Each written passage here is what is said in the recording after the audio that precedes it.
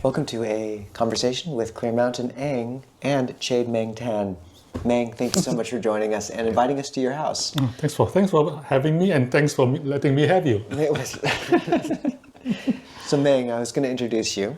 For those who don't know, Chade Meng Tan, Meng, is an award-winning engineer, international best-selling author, movie producer, and philanthropist. He is co-founder of Buddhism.net and co-chair of 1 Billion Acts of Peace, which has been nominated by Archbishop Desmond Tutu and several other Nobel laureates to the Nobel Peace Prize. He was also executive producer of the movie Walk With Me, about Thich Nhat Hanh, an adjunct professor at the Lee Kuan Yew School of Public Policy in the National University of Singapore. He co-founded the Search Inside Yourself Leadership Institute, pronounced silly, I didn't realize that until I just read this. He retired from Google as its Jolly Good Fellow official job title at the age of 45. Meng led the creation of a groundbreaking mindfulness-based emotional intelligence course at Google called Search Inside Yourself, which is also the title of Meng's first New York Times best-selling book. Meng hopes to see every workplace in the world become a drinking fountain for happiness and enlightenment. Meng, tell us about your path, the key moments of faith on your path to devoting your life to Buddhism, because I found this a very interesting story from your childhood. For the path for me is either Buddhism or death. and Buddhism was a lot more palatable. So what happened was I was a very smart kid. I mean, I learned to speak at 18 months, my mom said. By 13, I taught myself programming. By 15, I won my first national award in programming, and so on and so forth. I was very good as a kid. But I was deeply unhappy to the degree that I was suicidal. And it took me a long time to say that in public. I was suicidal. And so I started searching for the solution. I mean, so the reason the reason I'm still alive, the main reason was because I was too cowardly to die. So in addition to being depressed, I was also a coward. So I got double whammy. Right? So I was searching for the solution and nothing worked. So obviously my first step was Buddhism, and it didn't work for me because the Buddhism I found back then, it was either idol worshipping or idol worshipping and the very basic morality, right? Don't steal, be good people, right? Don't cheat, don't lie. And then the other end of it are the Zen koans that made no sense to me, right? Yeah, so I couldn't figure it out. And so I searched around, and the most attractive option was Christianity. Because in Singapore, where I grew up, Christianity was very flashy, very well-funded. Right? And so I mean, the huge auditoriums, very nice churches and so on.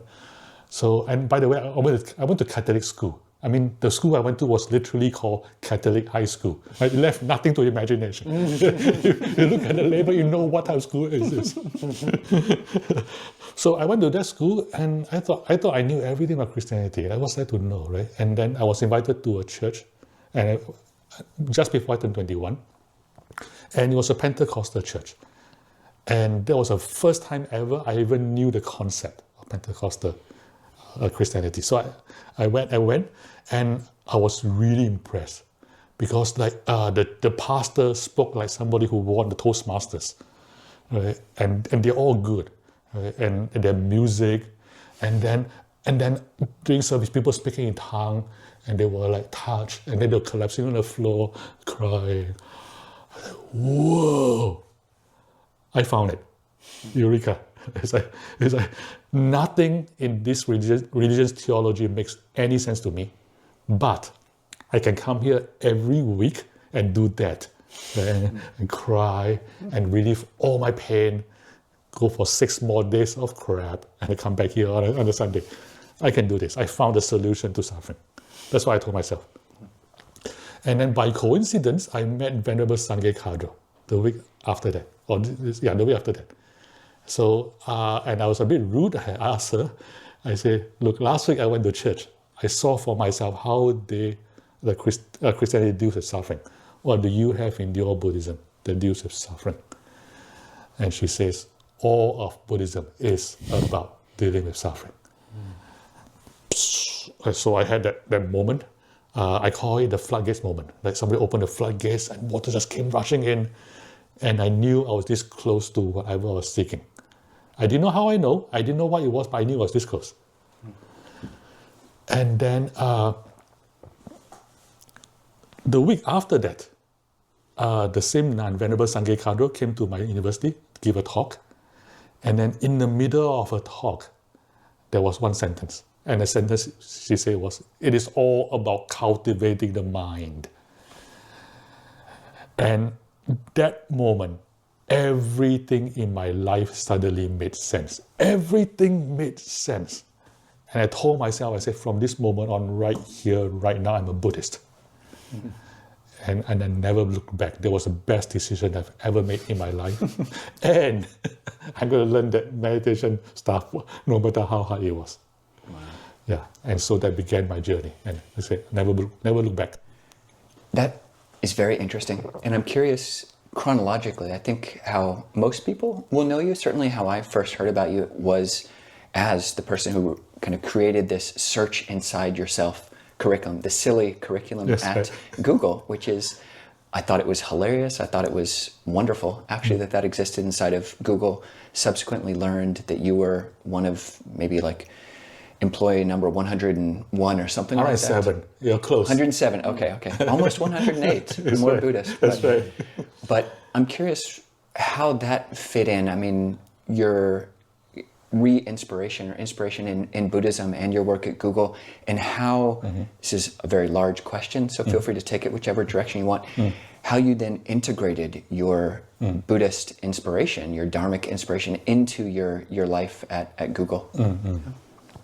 So something really important happened after I became Buddhist, which is that I escaped from depression.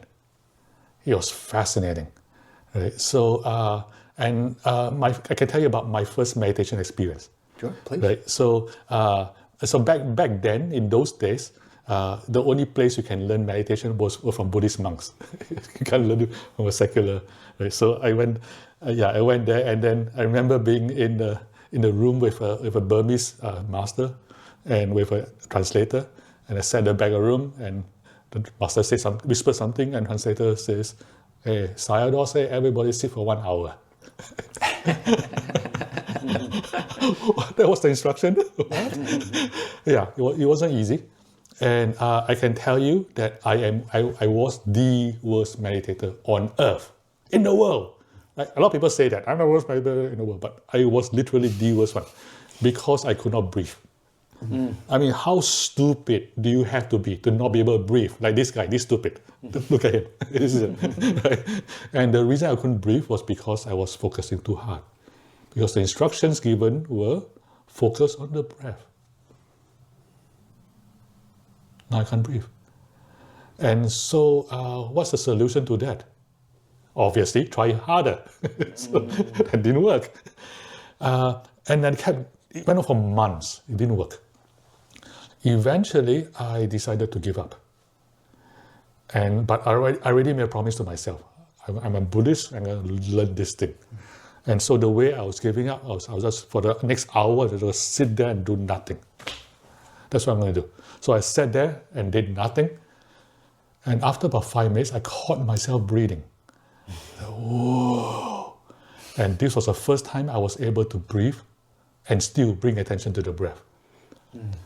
And so I did that. I sat there for a while, and then I entered a state of mind where there is a joy that took over my entire body, feeling the whole body, and this joy filling my whole mind.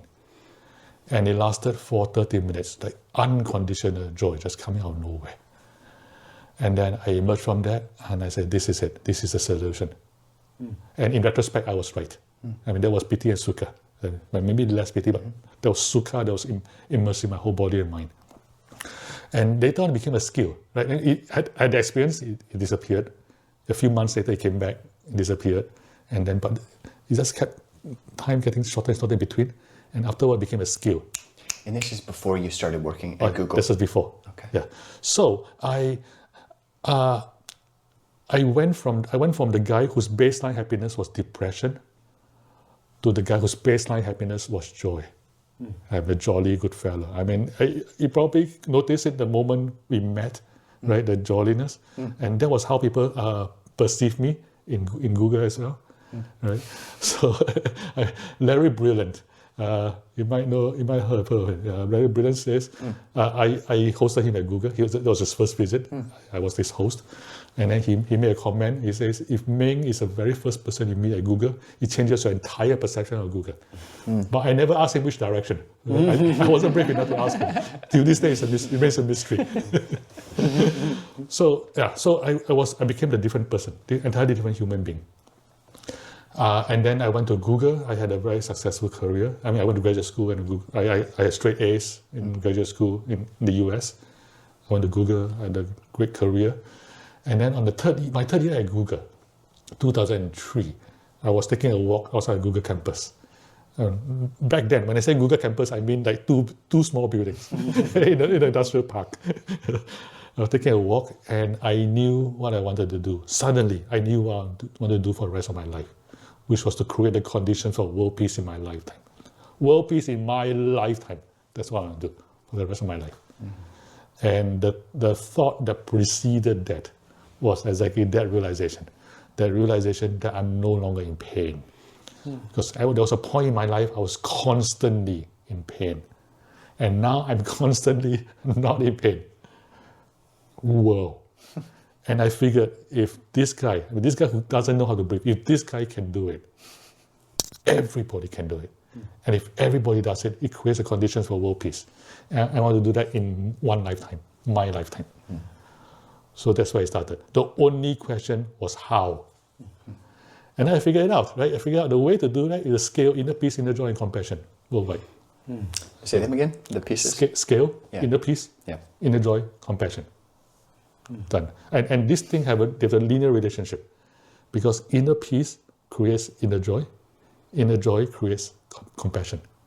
Right? And also the reverse. If you practice compassion, you have joy, and then you have inner joy, you have inner peace. So I said, these three qualities, this is it. The only question was how, right? Because if I were to go around the world talking about peace, joy, compassion, I know what the reaction will be. People will applaud, they'll go home and nothing will change. So I have to align this with success and profits, with what people want, meeting people where they are. Because people want to be successful, they don't mind being happy. So the challenge becomes, how do I create something that helps people become successful with happy, peace, joy, and compassion being the unavoidable side effect? And then I figured it out. It was emotional intelligence. Because everybody knew this is how I become successful. If only I had more EI. If only I had more self-awareness, self-regulation. If only I had more social skills, whatever. EI, emotional intelligence. Emotional intelligence, yes. And people at that time, they wrote this as traits. I mean, to them, they're traits. And we are Buddhists. We know traits are changeable. Right? We know, and I know how to train them, because I've been meditating by then for don't know how many years. I know that they're trainable. So all I have to do is to create a curriculum that help people train emotional intelligence. Boom. To create the conditions for world peace. That's what I told myself. And then so I gathered a bunch of some of the world's top experts. Norman Fisher, the Zen master from San Francisco. Daniel Goleman, who wrote the book Emotional Intelligence. Mirabai Bush, who was a pioneer in teaching mindfulness to the modern world. She started in Monsanto. In Monsanto? Yeah, Monsanto. That company that you don't think of as... Yeah. I mean, I would say out loud, but there are certain negative perceptions. Right. Yeah, she started there. That's how powerful she was. And Richie Davidson? And Richie, the usual suspects. Richie, Johnny, John covers it. Yeah, and then eventually we hammered out a curriculum called Search Inside Yourself. And we named it Search Inside Yourself as a joke. I only got the joke when Ajahn Nisaba pointed it out. Yeah, and then when we created an organization, I insisted on calling it silly because it's funny. So yeah, and then so I did that. It became the most popular class in Google. And I wrote a book, and because I was lucky, it became an instant bestseller. And that was how I started. Very cool. Meng, I really appreciate that. I know you also took on the job title of Jolly Good Fellow, who nobody can deny, on your business card. That's right. Which is appreciated. One thing is, I can imagine people watching this and hearing, how many people have we heard talk about wanting world peace in their lifetime? And yet you also are very grounded in the suttas, and the Buddha said samsara is samsara. Yes. And it's very broken. Yeah. And in some sense, he didn't point to saving it all. And yet, I find, obviously, I think the vision is inspiring. And I think as someone who's touched and walked in the corridors of Silicon Valley, where so much of the world, the power of the world is concentrated now, you actually have insight into how these qualities could scale. So what would you say to someone who's watching, is skeptical of this being possible? How does this become more than a naive dream? What are the concrete steps that society can take to allow these things to scale and be looked at as not counter to profit? What are the concrete changes you see? I'm curious. Right. There are a couple of important points. One point is the understanding, and even among Buddhist masters, this is not well articulated, which is on the path. There are actually two big steps. One big step is transformation. The other big step is transcendence, right? And there's all a debate among people who are not masters but who think they are, because they will say, there are people who are like, yeah, transcendence is the only thing, and those transformation are like, right? And then there's the secular mindfulness people who are like, they get the transformation, they don't get transcendence. But it's important to understand that the path has both pieces, transformation and transcendence. And the way it's taught by the Buddha in the early Buddhist texts is in that order, right? And the order is, first you practice sila, ethics. Be a better person. Don't be a jerk. Don't be like this guy. Be like these people. Right? That's the practice. Right? And then after that, you practice samadhi, and then your mind is calmer. You become even better human being, and you're happier. And then you practice the brahmacharya viharas: loving kindness, compassion, appreciative joy, and equanimity. And you become an even better human, and so on. Right? And so, and the Buddha was very clear that even the Brahma Viharas doesn't lead directly to nirvana. It's a stepping stone. Right? He was very clear about that. But still, it's important to practice those things, because in addition to making you a better human being and happier and better at your work and more successful, in addition to all that, it creates the conditions for transcendence. Right? Because if you have ethical conduct, if your samadhi is strong, if you love everybody, the step from there to transcendence versus from there, this is a huge difference. Okay, so understanding that there are two parts. The other thing to understand is that, so the way that I would put it, and Show You For All would put it, I learned this from him, is that we serve in order to achieve enlightenment, and we achieve enlightenment in order to serve. And the relationship is circular. It's not one or the other. So you put them together, and the picture emerges. The picture is that at certain level, when we teach Dharma, we have to start with transformation. We have to start with helping people become better human beings. And then there are people who criticize, yeah, but you still have a self. You haven't broken through to self. Yes, but you're still on personal success. Yes, all the criticisms are correct. And it's important to do it. Help everybody become better human beings, starting from helping them become successful. And then helping them become successful in ways that also benefit others. I'll give an example of that. So in a meeting room, imagine like coming to a meeting room, and then the meeting goes smoothly, because everybody likes you and they want to be helpful to you.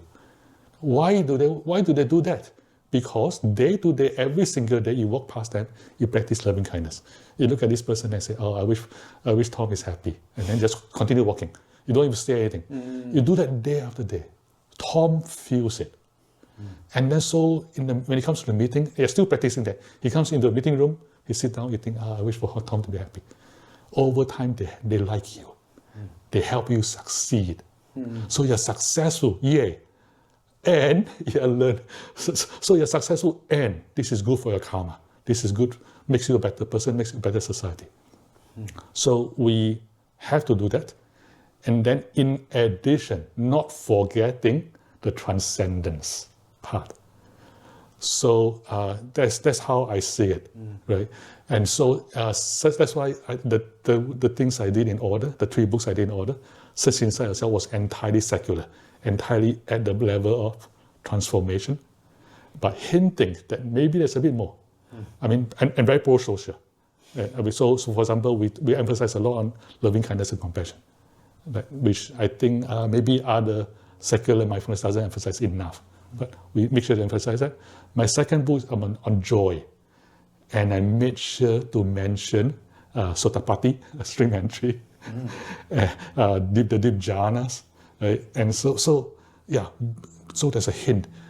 You're happy now from inside out, but hey, there's more. And then my third book, I was go full Monty to Buddhism. And I wrote, the title of the book is Buddhism for All. Right? I leave nothing to the imagination. It's full Monty. So I'm hoping that the way that I'm conducting it is that balance and creates the whole package. Yeah. So we don't know Meng that well. We just met you today. We've had a number of different correspondents, had a video call. But it is, I mean, your joy, your manifestation of joy into the world, your jolly good fellowness it's very palpable, and, it totally makes sense why at Google, you were the person to receive world leaders when they would become presidents and Nobel laureates, because it is contagious, the joy that you bring up. And the title of your second book is Joy on Demand, which is a rather bold title. And yes. I mean, how you talked about in your biography of just almost stumbling or in that meditation retreat, getting that experience of, you named it in Pali, but piti and sukha, this joy and rapture, or even sometimes translated as ecstasy. And in a Buddhist context, it's very easy to understand in terms of past life karma, where it was just waiting for you. People who are able to access that level of concentration so quickly or on their first retreat, maybe they've been doing it a lot in previous lives.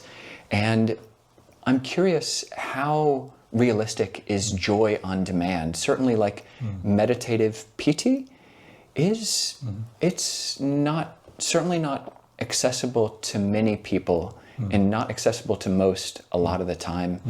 And so in your experience, how accessible is it, both the mundane joy, which you manifest in terms of social interactions, and your experience in teaching meditation and the ways that you teach joy? How do you teach joy on demand? And how is it really possible, both of those types of joy, mundane joy, social joy, and meditative joy? The answer to the question of how do you access joy, there's a 3-word answer: read my book. But seriously, I actually I taught a class as experiment based on joy on demand. It was one day, so about 8 hour full day class. To my surprise, at the end of the day, I asked a question: how many of you can access joy now? My best guess would be maybe half. Answer was 100%. All of them could do that. Turns out these are innate skills that we all already possess, but we just we didn't develop it enough, so we kind of lost it. The older we get, the further away we get from them. Right? And this is a day-long retreat. Teaching single day. Teaching both meditative joy and just joy on demand. So there are 3 parts in joy on demand, and they are both like practicable in a single day. right? There's easing, there's inclining, and there's uplifting. So easing means that we are easing, putting the mind at ease, so that joy will naturally arise. And the theory behind it is shockingly simple, which is that the default state of mind is joy, right? Because the reason we are not happy is because we have like afflictive states of mind. We have greed, we have hatred, we have jealousy, and so on and so forth. We have like, this guy treated me that way yesterday, that guy, I asked him to do something, he didn't do it, blah, blah, blah, blah, blah, right? But if those unskillful, unwholesome, afflictive states of mind are temporarily put to rest, during that moment, the mind itself is joyful. And that was the insight that changed my life. So therefore, access to joy became just putting in mind enough, a sufficient ease that those afflictive states either become temporarily gone or weak enough, they're just kind of like in the background. And now I don't bother. Then I'm like, joy. So that's ease. Inclining, it takes a bit more time, but it's also just as simple. Inclining means it's like the mountain, right? When the mountain is inclined in a certain way, water flows effortlessly in that direction. The key word is effortless. Inclination leads to effortless happening. So if the mind, for example, inclined towards anger, every second thing will make you angry, effortlessly, just angry. However, if you incline the mind towards joy, then every second thing will make you joyful, effortlessly. And I say, whoa, then how do you do that, right? And the answer is familiarization. To familiarize the mind with joy. And they're like very easy things. For example, when I'm drinking water because I'm thirsty, I bring attention to this sensation. And I said, there is a moment of very subtle joy when my thirst is reduced. Normally, I'll say, water, talking. But if I bring attention to it, then the mind enjoys it. So, there's a moment of joy. And then the mind familiarizes with it. This is that sensation of subtle joy. And then if I keep doing that, the mind becomes familiar with it. And over time, the mind inclines toward joy. And it's something you can do, like anybody can do today. That's why I say it's a one-day course. Drinking water. During the course break, we go out, take a walk. During the walk, just enjoy the feeling. Wow, it's so nice. I'm walking. The weather is so nice. Or whatever it is you're enjoying at the moment.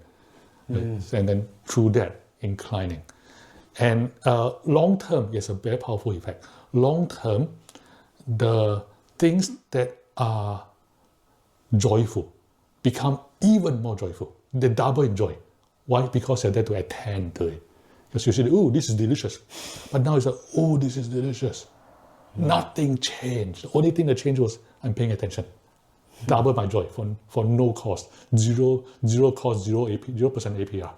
Right? That's the first effect. Very powerful by itself already. Second effect is neutral things became joyful. Because this is neutral. I think it's water.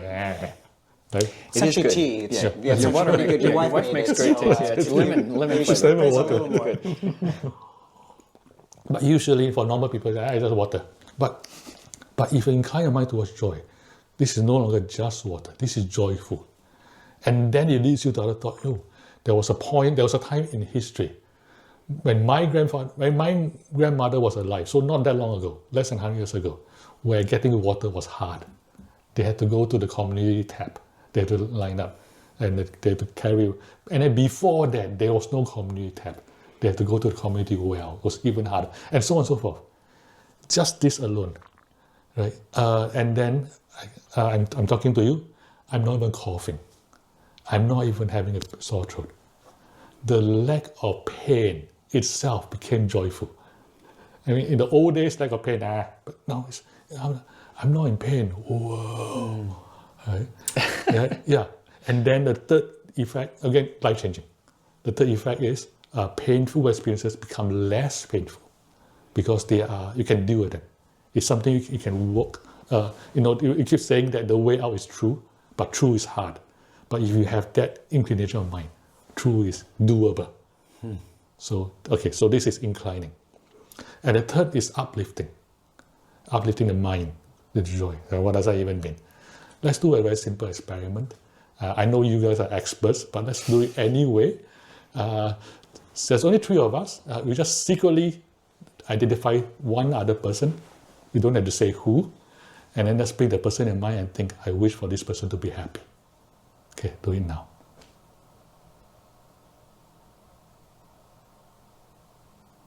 Thank you. You notice while you're doing that, you're smiling. There's an inner smile. Because why? The mere act of wishing for somebody to be happy is itself positive. It brings you joy. It could be maybe a little bit, maybe a lot, depending on the person, but there's at least a little bit. It's not zero. Yeah, I cheated. I did all 3 of you. So I had 3 times the joy. 3 times the joy. Yeah. But you see, so again, it's how long does it take to do this practice? Like 3 seconds. And you can do it while doing other things. You can be walking, you can do it, just walk past a person. Then just don't even have to look at the person. So walk past it and just, I wish for this guy to be happy. Yes, and just keep walking. Right? It takes no time to practice. And it already you have a hint of joy. And I tell my students that if they only remember one thing from this class, remember this. Right? That the act of giving joy, the way of wishing others to be happy, is itself joyful, because that is the secret to happiness. Just that alone is enough to carry for the rest of your life. Yeah. Beautiful, profound. So these 3 things, as you can see already, it can be practiced in a few minutes, and if you spend a whole day on this, it changes you, and that's only one day. So anybody can do this. It echoes your shirt, Meng. Kindness for the world is happiness. And that's a good message. And I'm curious, one thing that I found really interesting going to... hold on the book. There you go, Meng. Go ahead. I'm doing a banner writing.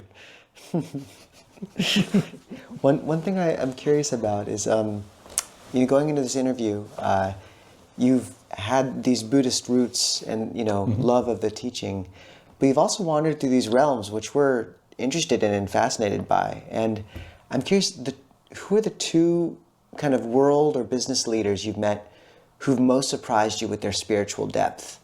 Two people you've met where you've been really quite impacted by them, because you're right, we can cultivate joy on a daily level, but there's certain people that enter these realms with real gravitas and power, and I imagine appear in unexpected places. So do you have two people? I have more than 2. Yes.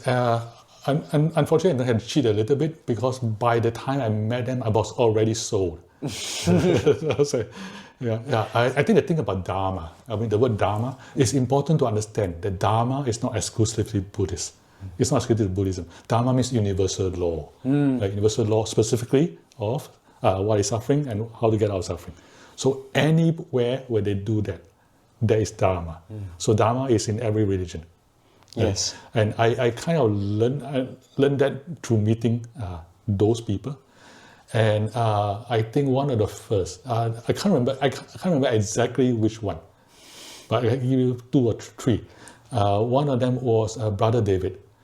Stendhal Rust. That's right. Oh, yeah. Please talk about him. He's such a beautiful, wonderful human being. Right? Brother David is like, he's a kind of small person, physically, but his stature is huge. When one look at him, is like, this person is different, and this person is somebody worthy of admiration. Just one look, you can tell, and even though he's just smiling, just being himself. The way he taught Christianity resonates deeply in me as a Buddhist, right? So I give you the example that I remember, that I heard it once and he never left me. He was talking about God, and he was talking about, in this case he used the other to refer to God. So he said, at first there's self, there's no other. And then later on, there is self and there is other. And later on, self and other are one. There's no separation at all. And finally, there's no self, there's only other. I said, that is profoundly beautiful. And for us Buddhists who understood, goes inside, is that the idea of like meeting Dharma, the transformation through Dharma, and then the transcendence into non-duality, and then going beyond non-duality into non-selfness. Like, it's captured beautifully by a Christian monk. It's so beautiful. So Brother David is one big one. The other one is Father Lawrence Freeman. Yeah, he was he still is, I think, the leader of the the WCCM, the World Community of Christian Meditators. He is, I regard him as a brother from different spiritual tradition. And let's put it this way. So the founding father of Singapore, his name is Lee Kuan Yew. He's a no-nonsense guy. But at some point in life, he realized correctly that he needed to learn meditation. And he's in Singapore, all the Chinese are there, all the Buddhists are there. And then he ended up learning from a Christian monk, which is Father Lawrence. Why? There's something about Father Lawrence. And it's not hard to find why, because he is deep in his practice. And he's able to explain it in ways that people can understand. And again, of course, he uses a Christian framing, but in ways that you and I could, this is as Buddhist as he is Christian. And then once you realize that, Brother David told a story. He says he was they had a Christian monastery. I think he was Benedictine, the Christian monastery. And then some Buddhist monk came to live with them for 3 months. And then at the end of it, the Buddhist monk was like, I can see you as my brother. I recognize you as my brother. And vice versa. Right? To each other, they're brothers. Even though their faiths religions are completely different. Why? Because when you really practice your religion, whether it's Christianity, Islam, Buddhism, you come to a common core of goodness, and that core of goodness is common in all religions. And once you find it, you look at the guy from the other religion and say, this guy is my brother. We are accessing the same thing. So these are the people. And of course, I have to mention Father Tutu. Desmond Tutu, yeah. I tell a story. When I first met Father Tutu, so by then he already knew of my work, because I've been co-chair of Billion Acts of Peace for a while already. So he knew what I was doing. Then we met in person for the first time, and he touched my chest. Back then you can do that. That was before me too. Touched my chest, and he was like, he told me, you already have a first class ticket to heaven, but don't use it yet. I was like, oh, Father Tutu, you tell that to everybody. Say, no, I don't tell that to everybody, I tell that to you. So yeah, that was my first conversation with Father Tutu. You've met so many world leaders, and most of that through Google. And you mentioned that in your biography, you started doing computer programming at a very young age. Yes. And 12. At 12. Yes. And also, your early life was kind of mixed up with a lot of dukkha, with a lot of sadness. And not saying that, one caused the other. But, at a monastery like ours, in a modern Buddhist monastery, I'm sure it's the same with Christian monasteries, a lot of the people who are coming are computer programmers, both lay people and people who want to become a monk. And oftentimes, the programmer mind. So in our monasteries, there's a lot of limits to how much like a monk in training can use the internet or not. And, oftentimes at monasteries in America that do decide to have a computer, it'll just be, 1 or 2 or 3 or 4 in one room with particular times, and then there'll be one monk who will be the IT monk, basically. And he's it. The it monk, exactly. He's it. And they feel like it. Virtually without an exception, they all dislike it. They're doing it out of service, but no IT monk. Nobody becomes a monk because they want to do more IT. They had done IT in the world, and they come to the monastery to get rid of it. And while they're in this role of IT monk, quite a few of the monks will say that the IT follows them back up to their hut. It's like they're in the process of trying to create this program which will do this thing, on the computer server, and then their mind can't stop. The programmer mind, which just wants to solve this problem, it follows them back into seclusion. They don't have a computer in the room. They can't do anything, but they're still trying to solve this problem. Yes, I get it. And I'm curious if you could speak to this, both people who are programming and need to continue doing programming for their livelihood, and so how do you teach programmers to meditate? And is there a space in your way of teaching, when you teach to people, to actually say, actually, you really do need to take a break. You need to take a hard digital detox, put down the programming for a period of time. Like at our monasteries, it's like 5 to 7 years of hardcore digital detox. We give up our phones, we give up our internet or email addresses. Maybe we can use the internet, twice a week for an hour apiece, checking certain allowed websites. And these monks, the ones who are doing this hardcore digital detox, it's very helpful for them. And then they can come back and relate to IT if they want. But yeah, do you ever talk programmers out of being programmers? Is there a place for that? And how do you teach someone to detangle from that tangle? So again, because I taught in Google and the audience I talk to, I have to frame it as is this going to help you succeed? This has to be the framing. You can't talk them out of a job. They can't talk out of a job, yes. So the way, I'll jump to the punchline. There were so we have a lot of success stories in Search Inside Yourself. And one of the success stories is Search Inside Yourself just helped me solve the 2 biggest problems. And then because of that, I got a promotion. Right? And why? Because in the old days, previously this engineer, very good engineer, he was just focused on solving a problem. And then because he learned Search Inside Yourself, he learned to distance and away for just a short while, 5-10 minutes. And then he had an insight, so, what if I solve it this way? Right? And it happened twice. Right? Some big problem that he couldn't solve, he solved them, right, by distancing. So distancing is not a detox, it is a strategy. It helps you succeed. So that's how I taught it. And the way to distance is not to stop using the computer. The way to distance is to bring attention to the body. Right? So the easiest thing is, as you're working, bring some percentage of attention to the body while doing that. If nothing else, your posture, because otherwise you do this. Right? I'm trying to succeed. If I look like this, I cannot be successful. Right? Because I'm trying to succeed and do this. You might notice my posture is not bad for an engineer. Yeah. Right? Yeah. Because vanity. So if nothing else, that's it. Right? And then if nothing else, if you want to add one more thing, it's your breath. Because if you can breathe smoothly, you can think better, you can succeed. Right? So again, the framing is success, and the vehicle is the body.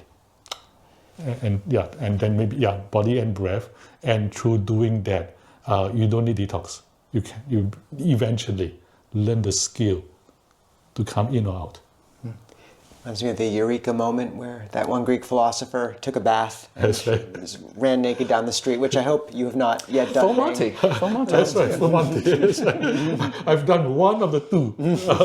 It's an exercise for the reader. Which one I did? Answer at the end of the interview, maybe. That's right. Yes, discover something and run naked down the street. I did one of those 2 things. Well, Meng, another question I wanted to ask you was, once again, you've wandered through these, worked in these realms of finance or corporate structures, and very successful ones.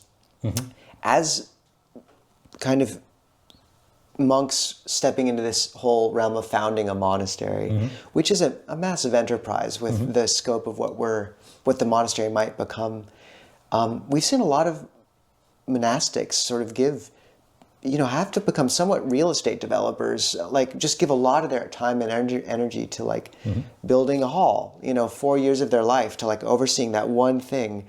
And this kind of informal approach of just, we'll figure it out doesn't seem to actually be a way we can preserve our monastic lives. So what wisdom do you have for us from the corporate world for how we can, kind of practical ways we can protect, structure things or approach things that will allow us to protect our time and seclusion in the midst of like a lot of activity and delegation?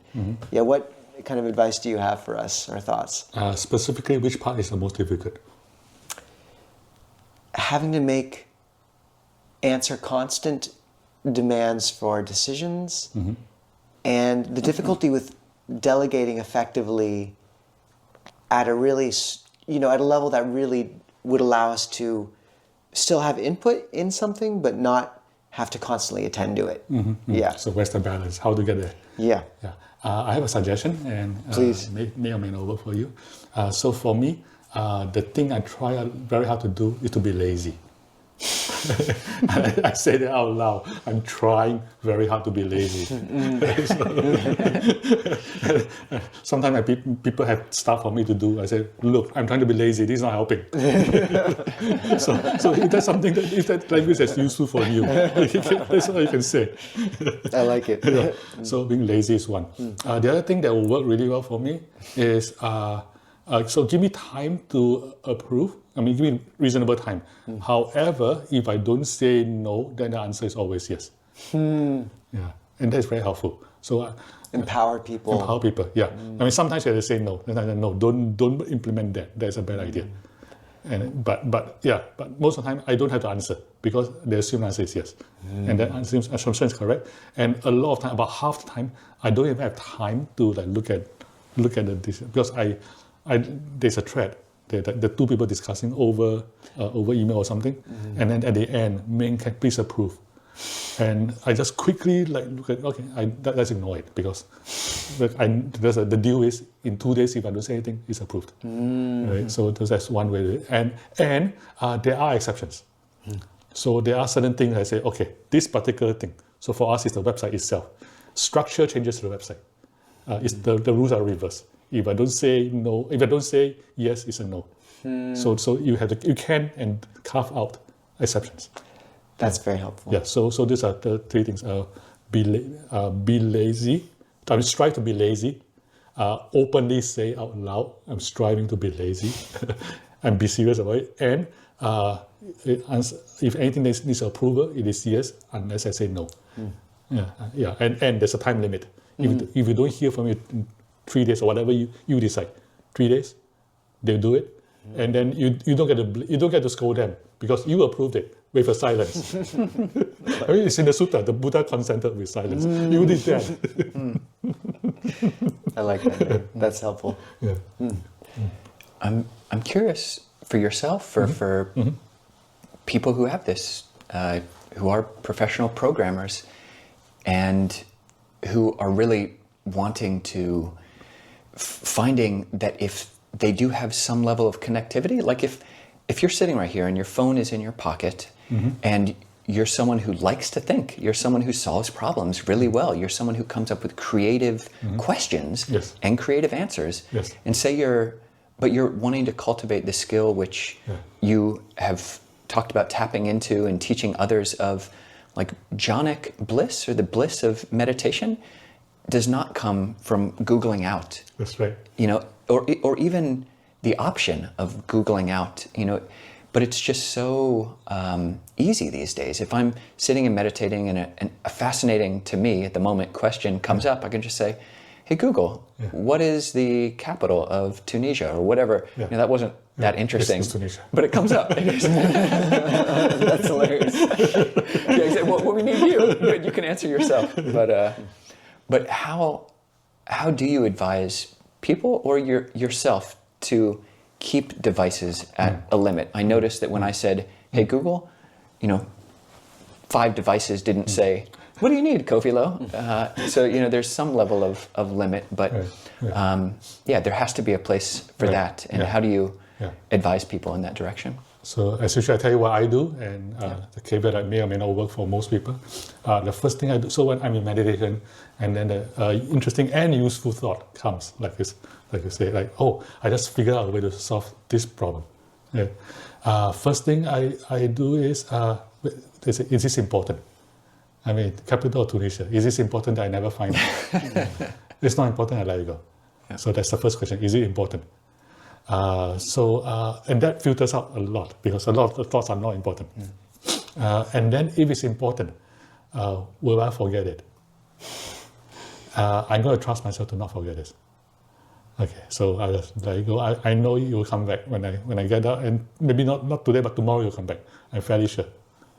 But then the next step, but this is really important. You cannot trust yourself to remember, because it's really important. So what to do? Write it down. Write it down. It's on paper. I will not forget, because it's on paper. Yeah. Then that's it. And do you find that, say you are on a retreat where you yourself are trying to go very, very deep, but you've got these problems from your work, from your family, whatever, that are coming up at just such rapid pace. Yeah. And not every time I feel like I've got an insight, like I can't totally trust that voice that's saying, is this important? Will I forget it? That's not always calibrated perfectly. It's the 33rd flavor of ice cream. That's really important. Exactly. It seems so important.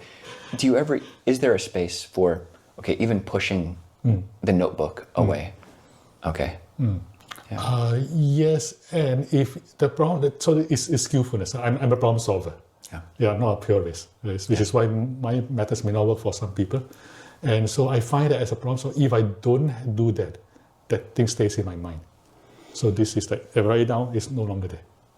So yeah, I I act as a problem solver, and I let encourage that, because if you're purist, then it takes longer. Yeah, you've got great problems you're trying to solve, like world peace, and I think you've said you would love to figure out ways to fund or support, was it 10,000, like facilitating the enlightenment, the Sotapanna, the stream entry of 10,000, how many, what, talk about your... You're kidding me. A million. A million. So I'm hoping, this is a stretch goal. I mean, the thing about, so that's another thing I do. I have a stretch goal, like huge goal, and I don't beat myself over it. Because I know that, so if I'm aiming to benefit 1 billion people, even if I do 1%, that's a lot of people. So have a huge goal, and it's okay to succeed just a tiny bit. That's my approach. Right? And the reason why have a huge goal rather than an achievable goal? Because huge goals are more inspiring. Right? If I go around saying, no, I'm trying to feed the cats, feed the animals downtown. Yeah, nice. But if I am going to make sure no stray animal ever gets hungry, whatever, ever in this whole country. And are you serious? Yes, that's very inspiring. If you're serious, if you're actually doing that, people will come to you and say, Ajahn, how can I help you? Right? So big goals are very inspiring. You attract the right people and the right resources. So that's right, big goal. Where was I? What was the question? Is there a place for pushing aside even a possible solution to seems like an important question? No, you asked me the billion. Yeah. So my goal is, by the time I die, 1 million people have access to Buddha Dharma. They may not become Buddhists. They may not care to learn. 1 billion people. 1 billion. They get access. 1 million stream enterers, though. Yes, and then of the billion people, 1 million of them become stream enterers. So it's 1 out of 1,000. It's not that ambitious. It can be more ambitious, but I thought it's fairly good. So by the time I die, 1 million stream enterers. Sadhu. May it be. And just thinking, Meng, because we have the inspiring goal. The monastery is, although I think you've pushed us to be even more broad, and we're like, okay, this is big enough for us for the moment. But honestly, I feel like what we lack, like I found that practical advice you just gave about, just the very practical of, like, if it's not denied, it's approved within 2 days. Like, it sounds not terribly romantic or inspiring, but it's profoundly useful for us to have these lessons from the corporate world. So do you have any other ones as, someone who's worked in these really high quality, high effectiveness management situations?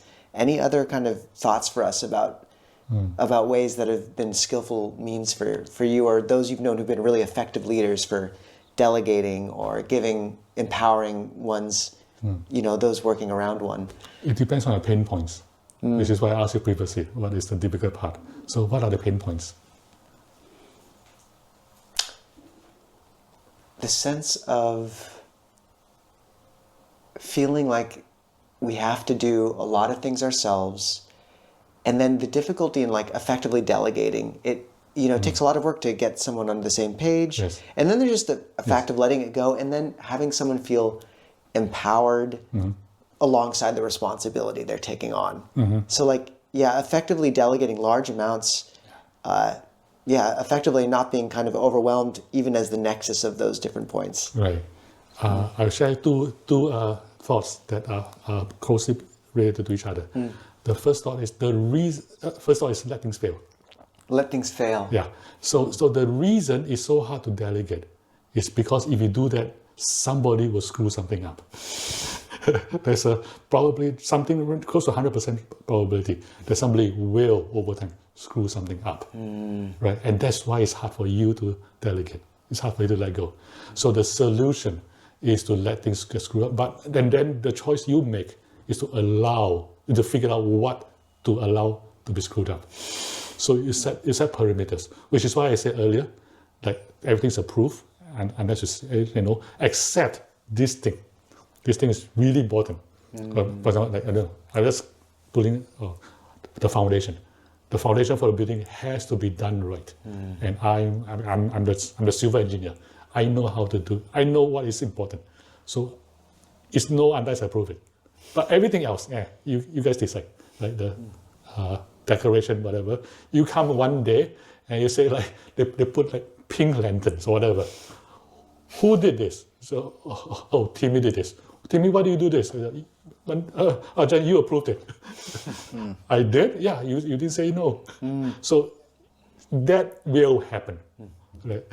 Pink lanterns. Or something. Like, even like, let's say doing this video, if you delegate, somebody will screw up something. Everything will go wrong, something will go bad. The trusting that's okay. Allowing it. You plan for it to be okay. You plan that thing fails. That one we can fix. This one we can fix in post. This one, if it fails, not a problem. Worst case, we just let it be. I mean, like, for example, we schedule. I mean, we do what with venerables. We schedule venerables. What if they don't show up? Right? Yeah. So some cases, we plan for that, and some cases they don't show up. That's it. Right? So figure out what you can allow to fail, and it has to be a big field, because the bigger the field is that you can allow to fail, the smaller, the less you have to be involved. And among the things you allow to fail, find ways to reduce the damage. So I can't think of any example right now, but the idea is that certain things, even though if I didn't say anything, is yes. At a certain point, when it's get to be a certain size, report back to me. And then at that point I say, oh, this is bad. I'm glad you told me now. So what, you have 100 pink lanterns already? You bought 100 pink lanterns? Well, you say, yeah, because you say to report to you before you buy 1,000. So because you say, yeah, so you limit the damage. So figure out how you will limit the damage. So that's another thing. And then there's another thought in parallel with that, which is the idea that, so I'll name the problem, and then you get this. The problem is, how do you build a system that is absolutely reliable? It never goes down, never breaks. You cannot. You cannot. So what's the solution? The solution is, instead of something that never breaks, what if something it recovers very quickly? It recovers in the system goes down, but it recovers in a fraction of a second, and it comes back to its original state and is using it. As a user, you don't even notice it. Okay, what if instead of a fraction of a second, it goes on for 3 seconds? It comes back. As a user, you get annoyed, but nothing is broken. I mean, you don't get affected, besides being annoyed, right? So the key is not to fortify the system. The key insight is to think about how to recover. Resilience. Yes, recovery, not resilience, recovery. I mean, recovery leads to resilience. How you want to recover, like how long it takes to recover, and so on. Think about those things. So it complements the thing that allow you to break, because you know we can recover. And it happens in our practice, right? I mean, like, the reason we can, at least the first part of samadhi, is because we recover our attention. It's not because we are fixing our attention.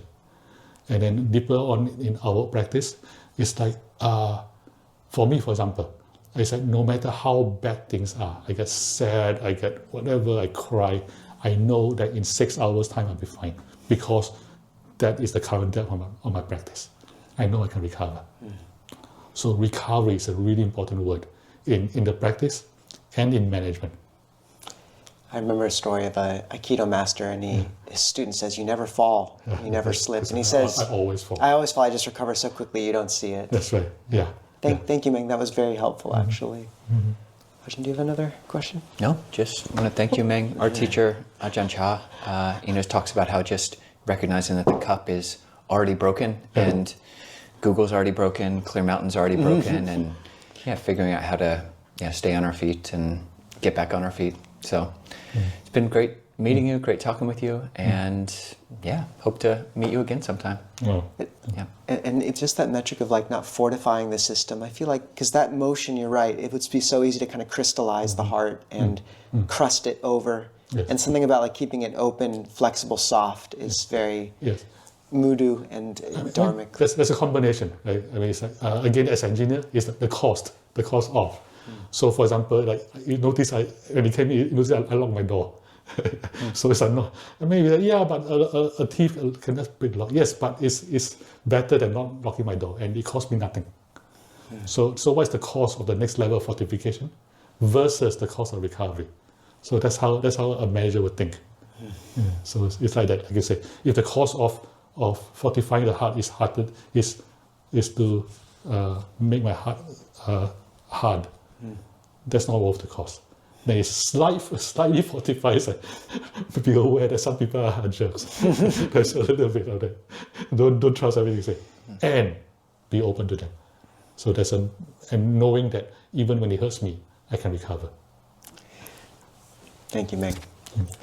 We won't make you manage Clear Mountain just yet, but good. Nice, thank you. Okay. Thank you, dear Ajahns.